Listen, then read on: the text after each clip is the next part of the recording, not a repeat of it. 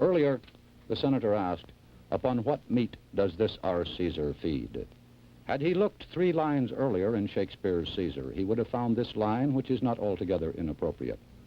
"The fault, dear Brutus, is not in our stars, but in ourselves." No one familiar with the history of his country can deny that congressional committees are useful. It is necessary to investigate before legislating. But the line between investigating and persecuting is a very fine one, and the junior senator from Wisconsin has stepped over it repeatedly. His primary achievement has been in confusing the public mind as between the internal and the external threats of communism. We must not confuse dissent with disloyalty. We must remember always that accusation is not proof, and that conviction depends upon evidence and due process of law. We will not walk in fear one of another.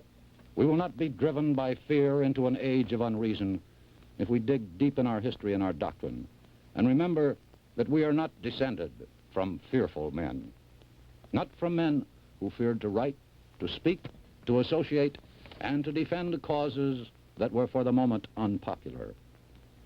This is no time for men who oppose Senator McCarthy's methods to keep silent, or for those who approve. We can deny our heritage and our history, but we cannot escape responsibility for the result. There is no way for a citizen of a republic to abdicate his responsibilities.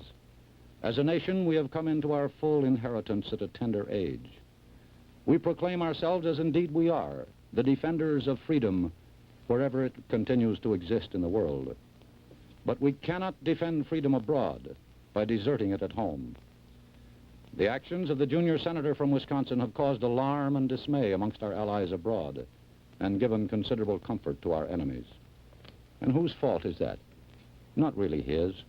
He didn't create this situation of fear. He merely exploited it, and rather successfully. Cassius was right. The fault, dear Brutus, is not in our stars, but in ourselves. Good night, and good luck.